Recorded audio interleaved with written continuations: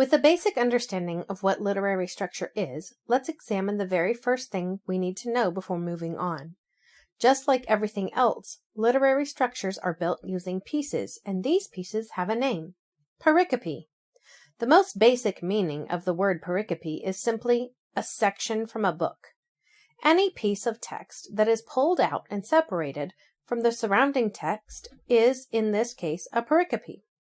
For the purpose of this project, each piece of text that forms a building block of a larger pattern is called a pericope.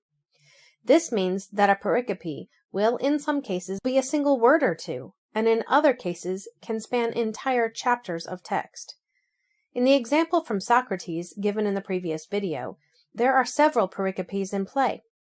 If we split the saying like this, we end up with two pericopes that create a parallel pattern. Bad men live that they may eat and drink, whereas good men eat and drink that they may live.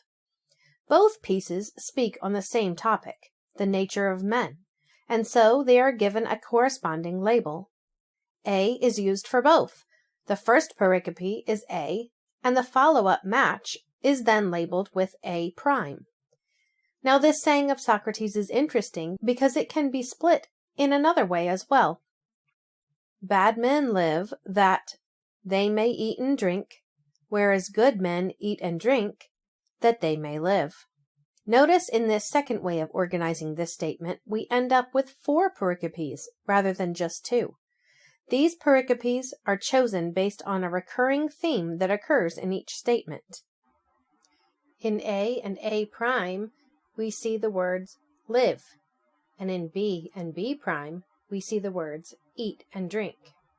As we proceed, we will discover that a pericope can contain any number of other pericopes within it and still be a single pericope depending on how it is used in relationship to another pericope.